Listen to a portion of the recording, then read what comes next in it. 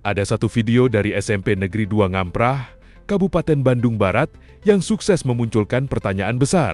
Ketika siswa turun tangan memperbaiki fasilitas sekolah, apakah itu pendidikan karakter atau justru bentuk eksploitasi? Dalam video yang beredar di media sosial, sejumlah siswa terlihat masih mengenakan seragam putih biru. Namun, mereka bukan sedang berada di dalam kelas, sebagian memegang cangkul dan ember, sementara yang lain terlihat mengaduk campuran pasir dan semen menggunakan cetok bangunan.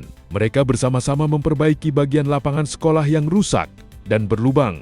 Sekilas, pemandangan ini terlihat seperti kegiatan kerja bakti. Tapi narasi yang muncul di media sosial justru berkembang ke arah berbeda. Ada pihak yang menilai aktivitas tersebut tidak semestinya dilakukan oleh siswa. Ketua Umum Indonesian Education Monitoring Center, Ronald Aristoteles Sinaga atau Broron, bahkan mengkritik keras kejadian tersebut. Ia mempertanyakan mengapa pekerjaan perbaikan fasilitas sekolah justru melibatkan siswa. Broron juga menyoroti dugaan adanya penggunaan uang kas kelas untuk membeli material seperti pasir dan semen. Ia kemudian mempertanyakan transparansi penggunaan anggaran sekolah, termasuk dana bantuan operasional sekolah atau BOS, dan anggaran pemeliharaan fasilitas. Di titik inilah persoalannya menjadi lebih besar, karena sebenarnya ada dua isu berbeda yang sedang bercampur menjadi satu. Pertama, soal apakah siswa boleh dilibatkan dalam kegiatan fisik seperti memperbaiki fasilitas sekolah.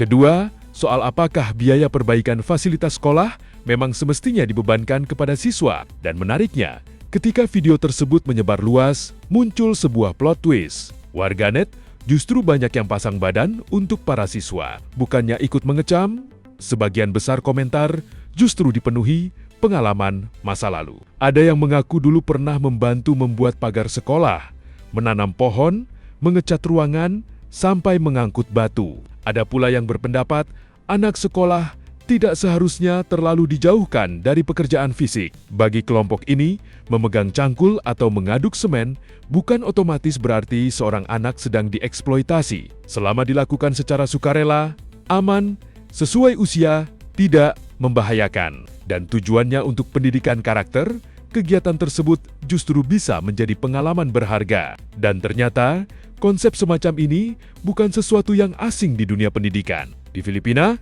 misalnya, ada program bernama Brigada Eskwela. Program yang digagas Departemen Pendidikan Filipina ini mengajak komunitas sekolah dan masyarakat bergotong royong, mempersiapkan serta merawat fasilitas sekolah.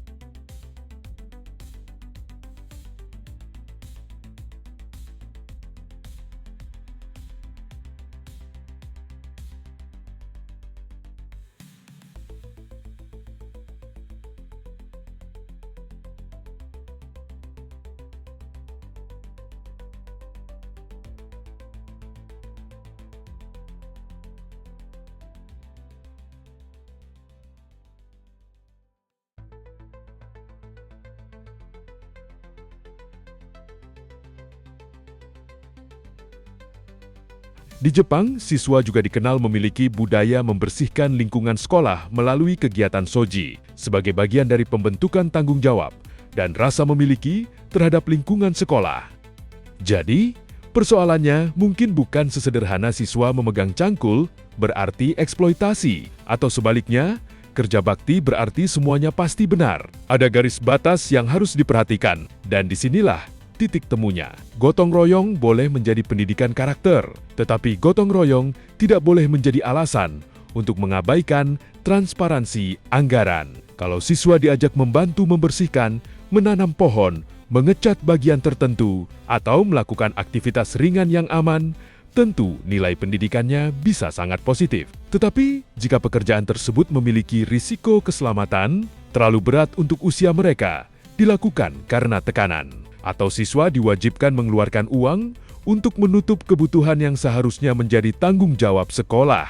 Persoalannya menjadi berbeda, karena sekolah bukan hanya tempat untuk membuat siswa pintar secara akademis. Sekolah juga tempat untuk membentuk karakter, tetapi karakter tidak harus dibentuk dengan cara yang mengabaikan hak dan keselamatan siswa. Sebaliknya, perlindungan terhadap siswa juga tidak berarti mereka harus dijauhkan dari semua pekerjaan fisik. Justru mungkin sudah waktunya kita mengubah cara pandang terhadap keterampilan tangan. Mengaduk semen bukan pekerjaan yang hina. Memegang cangkul bukan sesuatu yang memalukan. Membersihkan lingkungan bukan pekerjaan rendahan. Yang menjadi masalah adalah bagaimana, untuk apa, dan dalam kondisi seperti apa kegiatan itu dilakukan. Dari kasus SMP Negeri 2 Ngamprah ini, satu hal menjadi jelas. Masyarakat sebenarnya tidak sedang memperdebatkan semen atau cangkul semata. Mereka sedang memperdebatkan batas antara pendidikan karakter dan tanggung jawab pengelolaan sekolah. Kalau memang kegiatan itu bagian dari kerja bakti dan pendidikan karakter, komunikasikan dengan terbuka kepada orang tua dan siswa. Kalau ada penggunaan uang siswa,